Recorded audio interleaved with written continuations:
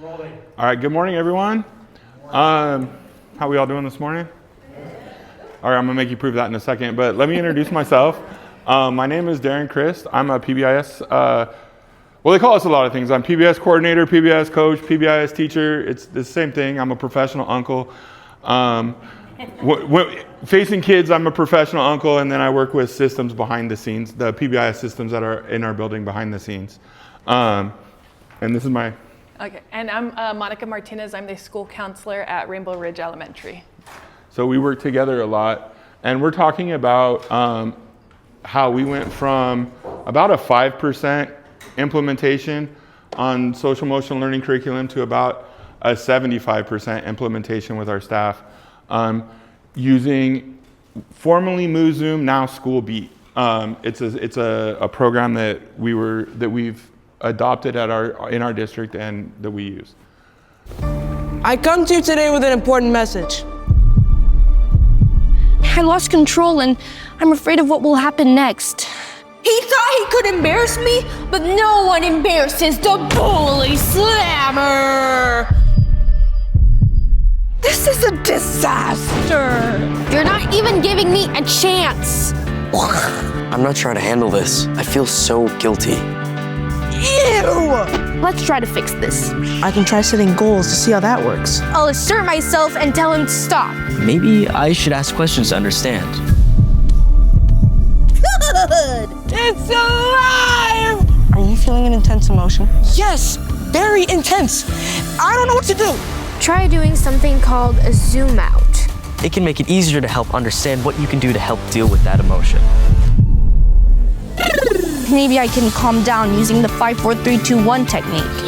And there are many different emotions to choose from. All the emotions we feel are important because they tell us more about ourselves. Hey, I wouldn't have been able to do this without your help. All right, everyone, now play ball!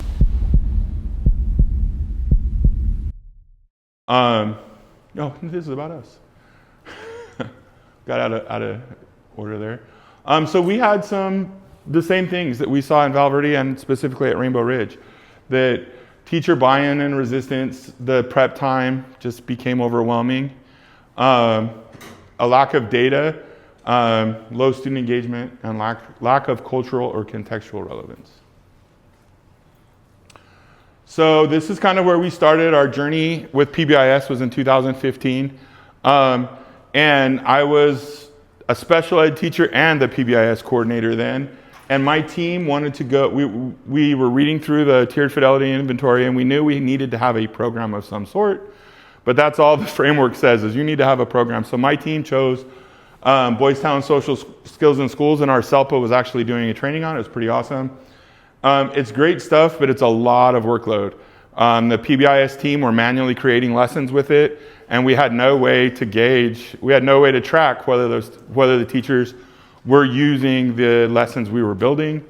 So then we decided to add Julia cookbooks with it, and we didn't have to create as much content because the books had a lot, but we still had no way to gauge who was using it, where it was being used, if it was being used, any of that. And then our district had Second Step. It was the curriculum we used was Second Step. We had the online curriculum, so there was still quite a bit of prep that went along with it, and it tracked logins, but it didn't track like how many activities were being used. So we could look and see if a teacher had logged in, but we couldn't see if they did anything with it. And as the PBIS coordinator, that's kind of information I need to know if our lessons are being used or not. And then last year, we adopted SchoolBeat at the elementary level in our district. And that's kind of what this is talking about, is how SchoolBeat helped us go. When we were using Second Step, about 5% of our staff logged in on a regular basis. And by regular basis, I mean like once a week. With the SchoolBeat, formerly known as MooZoom, we're about 75%. So this is just an idea of what SchoolBeat is, what it tailors to. It's like a Netflix-style video library.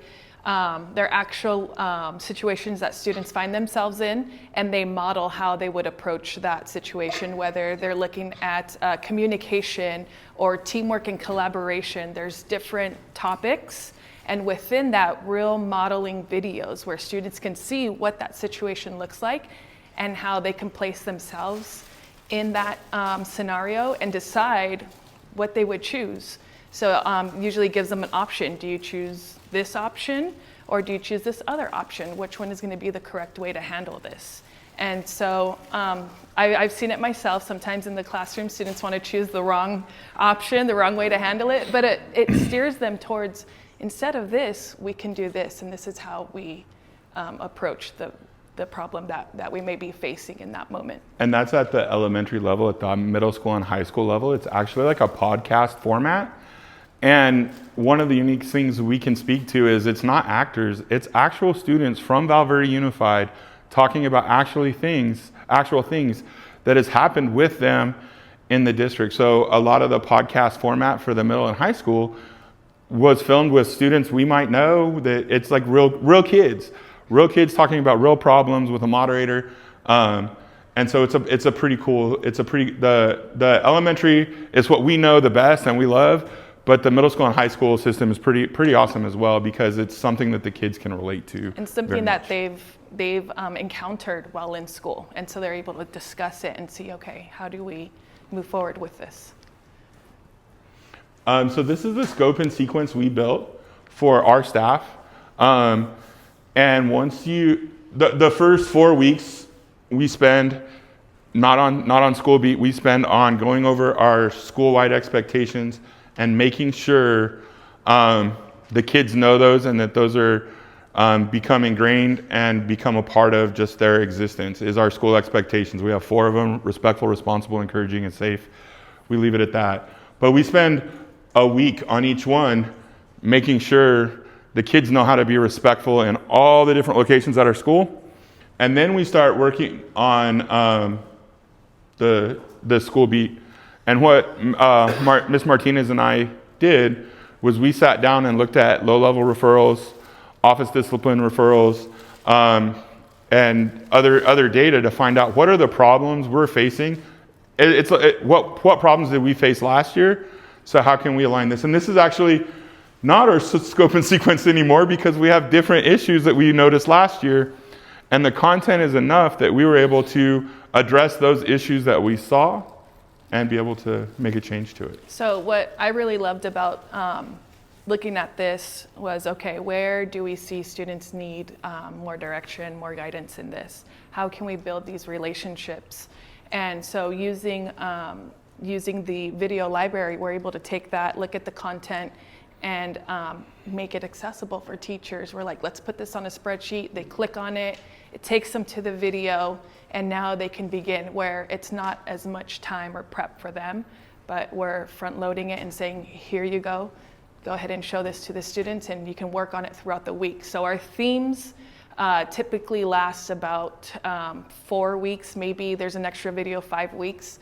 So we base it on, this is the theme that we're working on, and each week we're focusing on this video, this lesson, and with that, there are also teacher guides where they have discussion questions, quizzes that go along with it to see, are my students understanding the content that's in this, and how can we apply it to our morning meetings? And those can be assigned like you would, it's assigned in the Museum system, but those can be assigned like you would on, like the quizzes, the discussion question, or the journaling questions. That can be assigned just like you would assign something on Google Classroom. You can assign it in the system. And so it's not something you have to print out, not something you have to make. It's already there. You click a button and it's assigned to the kids. You can assign the videos to the kids. About the only thing you can't assign to the kids are the discussion questions, because let's face it, we want to have that discussion with everybody, not just by themselves. And then they're able to, the students are able to work through this stuff. So I think did you want to play the video? Yeah, we'll let the video go here. And looking at the video, my first thought, to be honest, was like, there's no way my kids, We work in a school that's not, we're 70% free reduced lunch back in the day when we tracked that, but we're a low socioeconomic school. I'm like, there's no way my kids are going to identify with this. But I hold a boys club once a week with a community partner from our family engagement center. And we talk about situations and what happens. And I let the teachers do this in the classroom. And spontaneously, we started hearing in discussions about, well, what could you do if you did this? Or what could you do if you saw this happening? I started spontaneously hearing kids talk about, well, this would be a really good time to zoom out and take some breaths and do this and reevaluate what we're doing. So it is like, the kids like it, the kids use it. And I think that helps. When the kids like it, it's less of a chore for the teachers, right? Because we got into education because we want to help kids, and we like it when they're happy in our classroom and all that stuff. And so if every time you roll out a curriculum and the kids are like, ah, it makes me as a teacher be like, ah. But the kids seem to really like it, and it's starting to permeate our school culture, the terminology that they use in the videos, and it's starting to become something that's used school-wide. We could definitely see the engagement. I would say when I stepped into classrooms, just seeing them watching the video and engaged and raising their hands. In certain videos, there's pause for discussion or asking students what their thoughts are, and they're ready. They're ready to just go ahead and give their opinion on whatever challenges that student in the video may be facing. And this is kind of what it looks like at our school, how our teachers have, the feedback they gave us about how they like to use it. So on Monday, during morning meetings are an expectation at our school, so the time thing, it fits right in here, right? Morning meetings are a great Tier 1 practice. Cal ISP is listed as one of their top 4 things to do to build relationships and get the schools together. So in our Monday morning meeting, the teacher is going to show the video as a whole group, maybe have a little bit of discussion about it, basically show the video and let the kids choose. Most of the videos are like a choose your own adventure. Remember those books from when we were, am I the only one old enough to remember those books? Okay, the choose your own adventure books as a kid, that's kind of how these videos are at the elementary level. And as an adult, you can look at it and be like, okay, that's the one you're supposed to do, that's the one, and even kids know it, but they like to, a lot of times they'll pick the wrong one first. And then again, it'll show what could happen in a situation if you make the wrong choice. But then it'll also kind of guide you to, okay, let's think about that. And then the next day, we have the teachers usually have the students rewatch the video again, and then they kind of ask them to choose the other direction from what they thought would be. And then on Wednesday we let the students talk about it. And you're like, man, I got to come up with discussion questions around this topic. Nope, it's already in the curriculum. There's a one-pager for the teacher to look at, and it has discussion questions. And then we'll move on to, on Thursday, there's a journal option that's in I keep wanting to say School Beat. And so the teachers assign the journaling then, and the kids will journal about the topic. So now we're tying in language arts with it as well. The kids are practicing writing in a low stress time. And then at the very last, on Friday, a lot of them will assign the quiz just to kind of show how much they know. And then we have access to the quiz answers for those kids that are struggling. We can reach out and maybe do a small group with the student or just talk with the kids. You want to talk about it? Sure. So we also use this in our Tier 2, Tier 3 level. Within School Beat, students, once they log in, they have a survey and they choose what they're feeling. Just as we asked you all, how are you feeling this morning? Students are logging in and choosing how they're feeling. And they can also say what's causing them to feel whichever mood they're having, whether it's a challenging mood or maybe a good mood, what's happening within them. And we receive those alerts. Teacher receives that alert, I receive that alert, and that indicates maybe go check in with this student, or maybe they need someone to talk to. And so I use this as an opportunity. When I have the chance, I like to go out at recess, lunch recess, and just check in and say, hey, how's it going? And in a way where they don't feel they're just targeted, like, oh, I put something negative or I'm having a challenging mood, but in a way to just approach and give that student opportunity to express something that maybe they need to vent out. So that's with the daily wellness check-ins. And what they've added in there as well are some universal screeners where students can actually report what they're maybe going through or how they're feeling, and that we can use that as data as well when we're looking at those tier 2 interventions for students. So now we have a variety of data with our universal screener SRSS, which our teachers use, and now we have student information as well that comes from themselves. We also have options for students to use targeted videos in our Eagle Center. We have a restorative center where students have a low level. They go to this room where they reflect, think about the behavior, and the person in charge there is able to give them a video to watch to practice those skills and reinforce what they're learning in the classroom during those morning meetings. And then we also, within the school beat, they have where they're practicing different de-escalation techniques within the Zen zone. So they have different options that teachers can use, and they're able to practice how to de-escalate or how to self-regulate themselves with those different techniques. One of the things I like about this, not to interrupt you real quick, but one of the things I like about the Zen Zone too is there's videos about routines.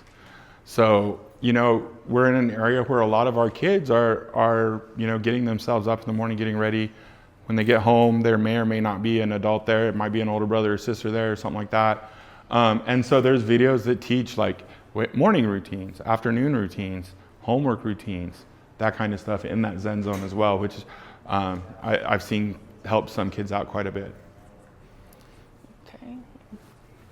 Anything else you wanted to talk about? I think that's pretty much covered on that area. And the great thing too is that there are different varieties of videos where, you know, myself and another counselor were collaborating. She was like, I'm having these issues on cell phones, group text and social media things. And I was like, well, the great thing is there's also videos on social media, how to navigate those challenges and how to treat each other kindly on those platforms. So, and that did become a theme for us this year. This, I yes, think after spring break, that's one of the themes that Yes. our classes are going to be going through this year. So that's a great thing is we were able to take what students are actually going through and then incorporate into like, this is the way we approach these challenges that we're facing. Yes, question? Are there 3 different like rooms that they're in, or just 3 different sections inside School Beat? So the videos are based off of the themes. So the Zen Zone is a thing in School Beat. Oh, yes. The Wellness Center and our Eagle Reflection Center are actual physical locations on our campus. Mm-hmm. Is that what you? Yeah. Okay. Yeah. So we work out of the Wellness Center. Our offices are both in the Wellness Center, and there's, you know, it's a place for kids to come calm down, whatever they need.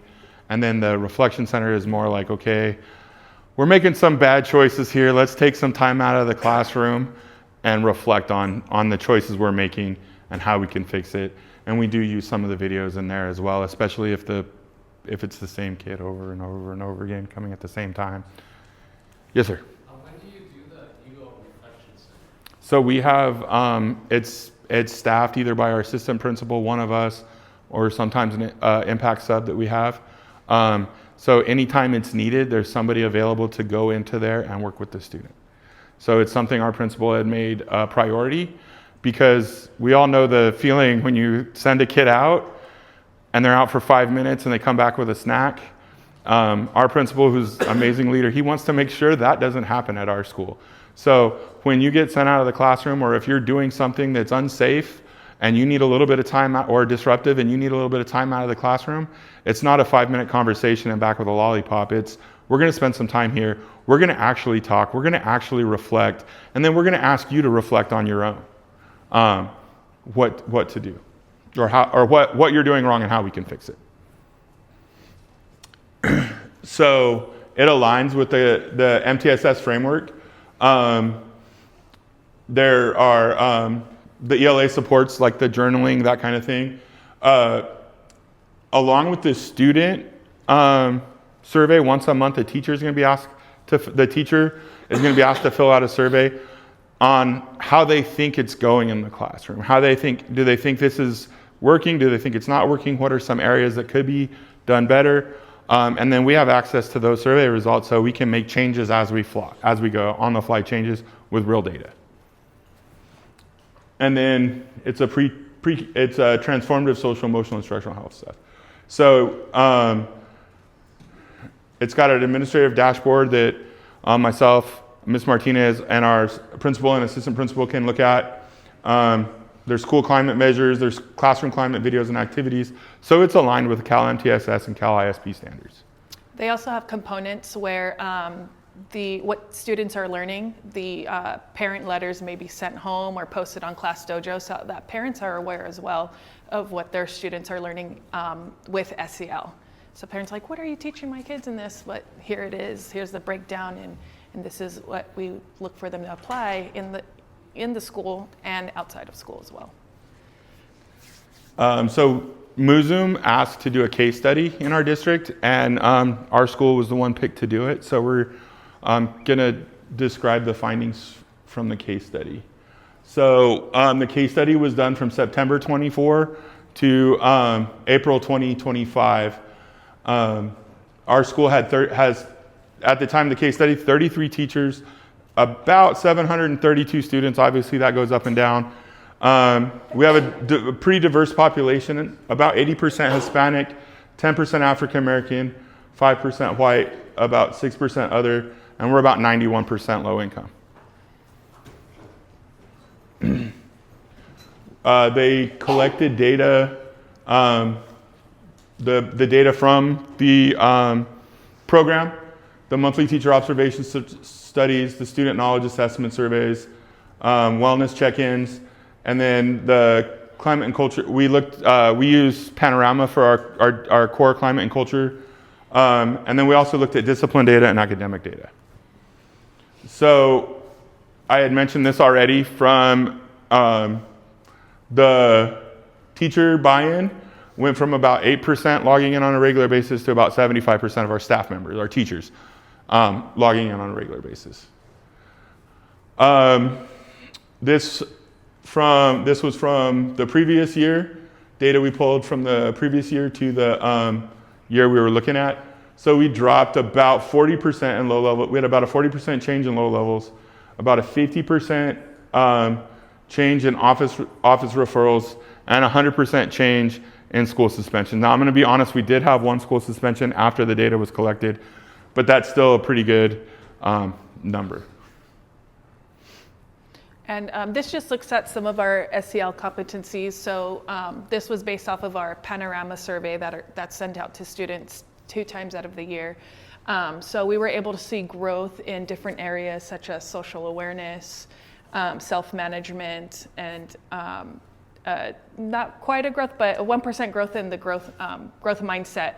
And so when we're looking at this, we're like, okay, self-efficacy, that's something we need to work on as school-wide. So now we can integrate some of those videos that we have in School Beat so that we can work on that piece and get students growing in that area where they can rate themselves and say, this is where I see myself, and really increase those scores as well.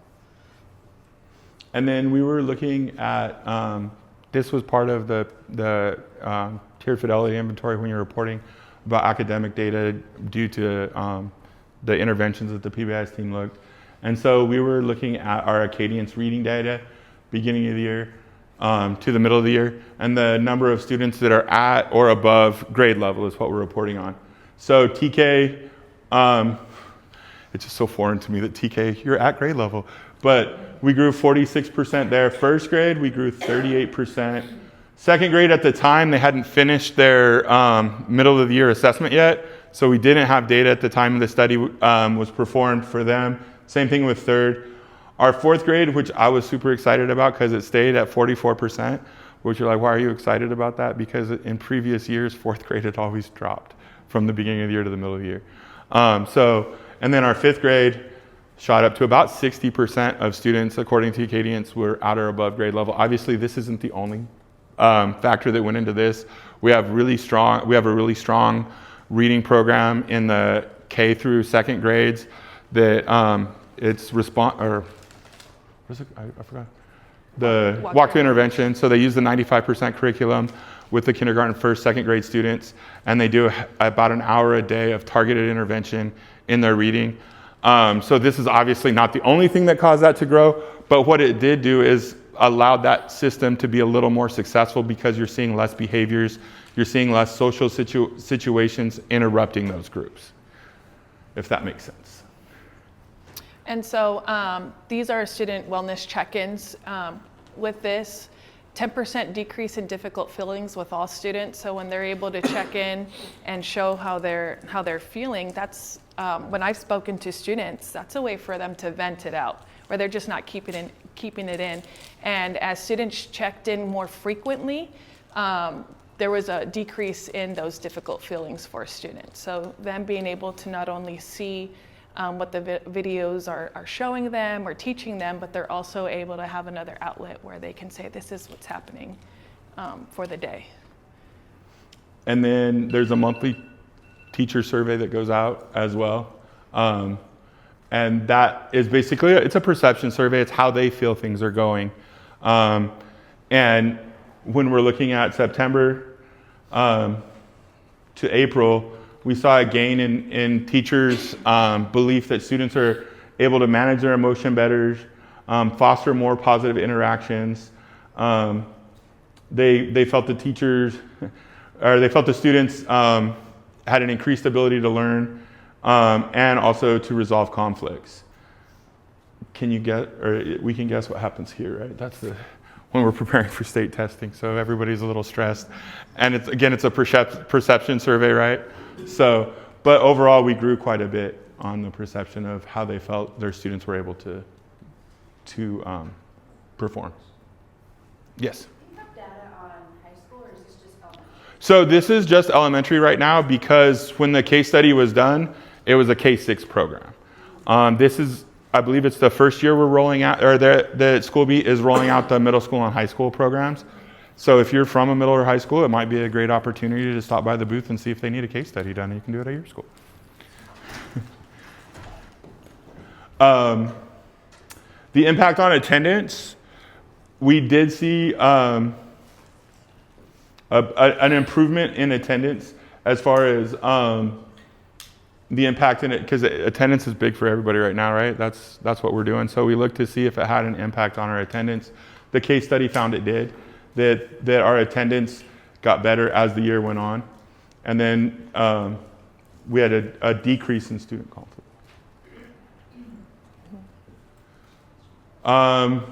We reported a chronic absentee rate of about 20%. And then at our school, we noticed about a 2.6% drop from the previous year. And we predicted it's going to continue, that this program is going to continue to help us decrease our chronic absenteeism, because when kids feel better about themselves, they're more likely to come to school, and this program really helps them feel better about themselves. And work through those difficult relationships that they're dealing with at school as well, right? When we have a community, we want to be there every day, and so that's what we're instilling through School Beat, is really focusing on student relationships and how to manage also their own emotions and how that pours into their classrooms. And it's really cool. I was having a conversation yesterday with one of our transitional kindergarten teachers, and it really teaches the young ones. The lower videos or the lower grade level videos are focused a lot on naming emotions and recognizing emotions, and then how to deal with those emotions when they appear. So I know the TK this week was talking about sadness. And the TK curriculum we have is a lot focused on emotions too, but there's not always a book, there's not always a story to go along with it. So the TK teacher I was talking to, Mrs. Wiley, she's an amazing TK teacher, and she was talking about how useful this was when they needed a little more, or their students needed a little more to be able to name emotions and work with emotions. And then this was a cost analysis done by School Beat, just basically how much an average behavior incident might cost you throughout the year. And if we're decreasing those, we're going to get to spend that MTSS money in better places than, on reading and writing and math. So an out-of-school suspension can cost a district anywhere between $300 and $1,000 a day, depending on what resources you put along with it. Because at our district, when a student gets suspended, we have a person from our child welfare and attendance will go out and do what they call a RISE visit and meet with the family and find out if there's more resources that they would need, if there's something else, if there is something that we could provide to help that student have a better school life. And so when you get into all that stuff, you can see how behavior incidents can really cost the district. And if this program, we've seen it help us reduce our incidents. And then we're going to have School Beat come. They did some broader research about our whole district as a whole.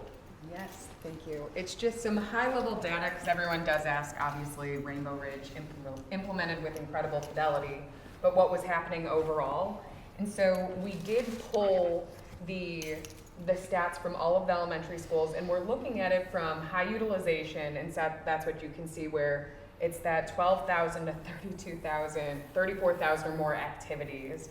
And then what is low utilization? So those doing just, essentially under 11,000 activities a year.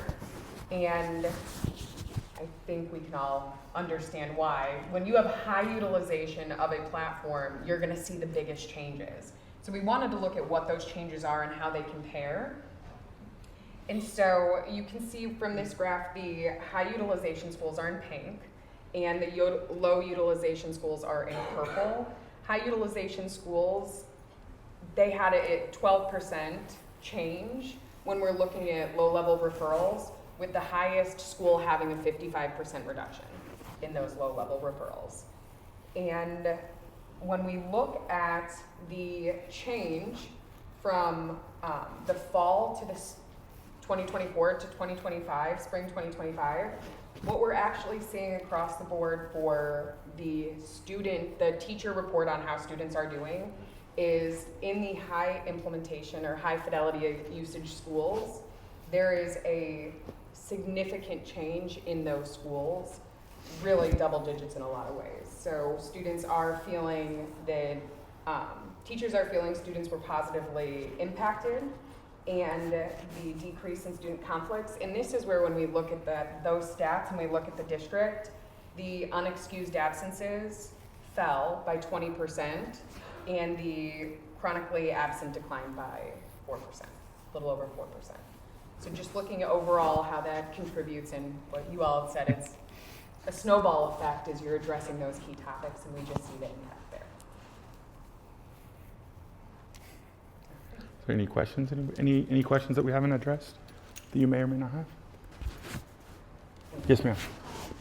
You had mentioned creating a scope sequence. Was that something provided by Schoolbeat, or was that something under That's something Ms. Martinez and myself did. But I will tell you, it was super quick and super easy. We basically looked at our data. The scope and sequence we developed was based off of our own discipline data. So I believe there is each theme, Schoolbeat has developed a scope and sequence for each theme, but we wanted to make sure it was addressing the needs at our school. And so while we do use the Schoolbeat scope and sequence for each theme, we developed a scope and sequence about when we would like our teachers to use each theme based on the previous year's discipline data. And does that mean second step is coinciding with this, or is this something kind of left? We have moved 100% to Schoolbeat at our site. Well, about 99% Schoolbeat. You still use some of the second step in your kindergarten and In our smaller our smaller groups.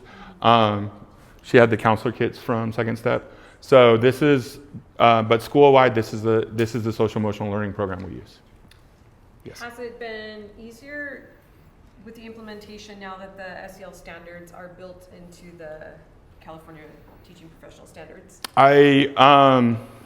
When we were using second step, they still were built in. Okay. I think the genius of this program is the fact that it is very low prep for teachers, right? Because one more thing to a teacher's plate, when I was in the classroom, if you handed me a program and I then had to print out a bunch of the material to use in the program, paper is like gold to us teachers, right?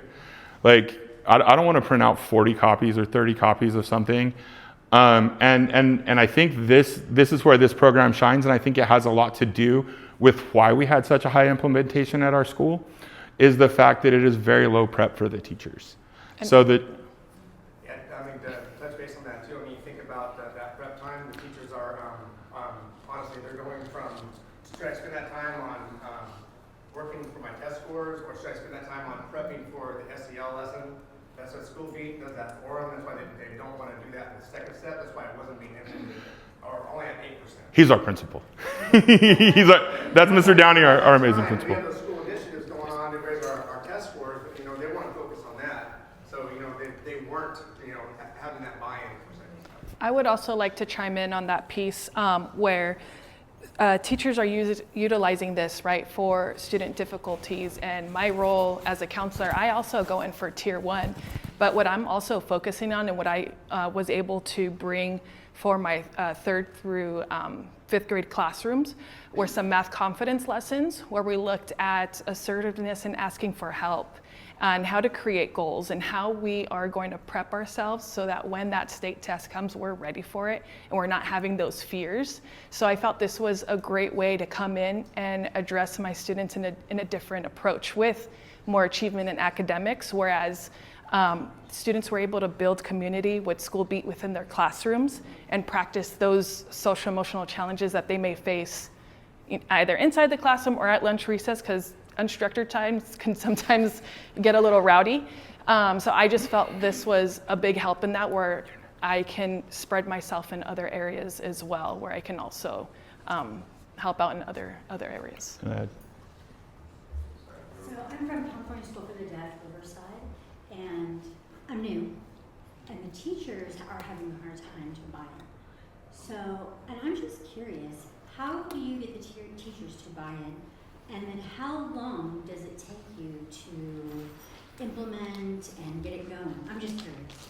So it took us a little less than 2 months to get teachers starting to implement it in the classroom.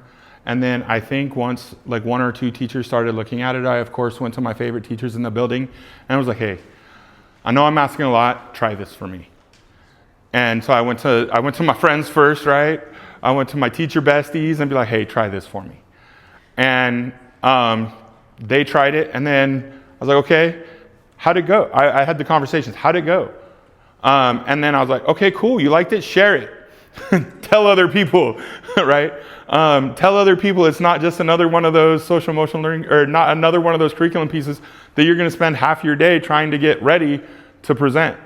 And so that was how we got it implemented so fast. I've been at my site for 16 years, so it's a little easier for me to pull on those relationships. This is my 16th year at my site. So it's a little easier for me to pull on those relationships that I've formed. But go to your teacher besties, go to those ones that you know are gonna do it just because you asked them to, not because they believe in the program or anything else. But the ones that are gonna pull those favors, and you'll see, and then you can see we saw a real change in our school. That was the implementation year that we talked about. So the year that the case study was done, the same year we implemented the program. And I will say even teacher buy-in came from us just setting that scope and sequence, giving them a direction of this is where we want students to start practicing these social skills, right? Looking at what is the need of our school. And that's what I really liked about this program, was we can tailor our school to what our needs were. And so that helped that first year really focus on, okay, we need to practice respect. Here are these videos, let's build upon what our expectations are and how we want students to interact with each other at the school site. Yes, ma'am. You said you have a large population of students with disabilities. Do Yeah. you have the ability to tailor the delivery and also the assessment components for those English Yeah. language learners and students? So the program is available, or the program can be used in English, Spanish, and French. So for English language students, our English language learners, with the exception of the 2 times we had only German-speaking families show up at our school, this program would work for them as well. For the special education students, the ABA-focused classes don't typically use it because they're using ABA strategies. But some of them did, because if I got a third of my classes that are ABA-based, and I have 75% implementation, there's some crossover that they're using it and getting some value out of it. And the Montsevier would use them like social stories. Yeah. So yeah, it's like they won't necessarily follow our scope and sequence, but they'll use them like Mr. Downey said, as social stories to talk about issues that are arising in their class. Yes, sir. Hi, Eugene Lynn, school counselor at Home Innovation. It's an elementary school in Beaumont. We do use second step, so I have a couple of questions for School Beat. So in regards to the videos, it's age appropriate, by grade level. Mhm. And it's by the Committee for Children, so that was kind of my buy-in. I said, okay, we got researchers, scientists, Yeah. community members. It's not just someone saying, I want to make some money in education, Mhm. and they have their degree. And that's kind of how I got my buy-in and eventually ownership.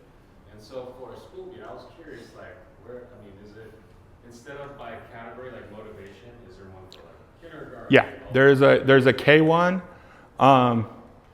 a 2-4, and a 5-6. But going through it last year, looking at it, we actually saw that the 5-6 videos were probably more appropriate even for the 4th graders than the 2 through 4. So this year, we're running it. It's like TK1. TK1, yes. And then 2, 3, 4, 5. And to speak to how the videos were developed, that wasn't what drew me to it. I'm sure if you stop by the booth, they will have that information for you, the booth in the lobby. Again, what drew me to it was I looked at it from my teacher lens, and I was like, I got to teach social emotional learning. This is the least amount of prep I've seen so far. And then that's what got me bought into it. It was brought to our district curriculum council. And Mr. Downey and I snuck into the curriculum council to take a look at it. And so that's the ease of implementation was what drew me to it. I will tell you the videos are very valuable. I will tell you we have anecdotal evidence that our kids take it and use it, and we see it out on the playground. We see it in the unstructured spaces. Is it perfect? No. I meant, are our kids perfect? No. But our kids are using it, whereas second step, we didn't see that trend. We didn't see that generalization. It was probably because we only had about 8% of our teachers using it on a regular basis. This, we have 75%. Sorry. Yes, sir. I just want to add that each of our script each year are revised by our head of research, which is a PhD in psychology, and a team of experts that go through every single script to make sure that there's no dialogue that could be offensive, that it's parent-proof, and that we cover as well each. We're Castle online, so management and Excel line as well, making sure. And there's a ton of science behind it, and I just really quick, we have the science behind how students learn. And so the whole theory behind any one of the lessons is where we start with movie modeling or guided practice. This is our goal. And the goal is to go from guided practice to and movie modeling to guided practice to independent practice and then to reinforcement activities. So you had seen when they were doing their scope and sequence, everything that we do is research-based, and we're continuously generating the evidence behind it as we continue to grow and get great partners that will do the research. And it is, that gradual release of responsibility model that we all teachers love, it is built into the program. And also, I know there's some questions, common questions about getting the buy-in. And so at our site, because respectfully, we won the SEL for California Thriving Award. Mm-hmm. And it's because of our director, Dr. Burnett. She really, it comes with the leadership, right? And Yeah. your principal here. So the leadership at the site, the leadership at the site, we were presenting to the staff. So like you said, when it's coming from colleagues at the teacher level, right, certificate level, rather than admins, it's sometimes a little bit more receptive. I think that goes with almost any initiative you put out. Anytime I'm trying to start something new, I'm going to find 1 or 2 teachers to try it because I've got the relationship with those 1 or 2 teachers. And I know that's how, when I was in the classroom, that's how I liked initiatives to be rolled out. Nothing against any administrator or anything like that, but I want to hear from somebody who's used it in the classroom, and that's going to be your greatest evidence. Did you have a question? They didn't pay me. I've used conscious discipline. I'm a hard, I love second step, and we did voice time as well with preschoolers. And this seems like very comprehensive conscious discipline. You really have to a lot of teacher effort into modeling, facilitating all that. But this also gives you the data piece, so it looks like it would be twofold, and teachers easier. And to be honest with you, the support team has been amazing. Even before we agreed to do presentations with them, they're not paying us either. This is something I believe in, because again, I believe in it because the teachers use it, and it makes my job easier because the teachers are using it. And that's one system that's taking care of itself that I don't have to keep on life support. If Second Step worked for our district, you probably wouldn't see me at our school, you probably wouldn't see me in this room because I wouldn't have even tried it. But Second Step wasn't working at our site. At one point, we had like 90 kids on Tier 2 intervention, so way out of ratio of where we should be. This year, we did our first screener last week, and so Friday when we get back, me and Ms. Martinez are gonna be looking at the data from our universal screener and seeing what kids, but it looks like maybe 20, 30 kids 30 maybe, gonna possibly. have a need for Tier 2 interventions for behavior.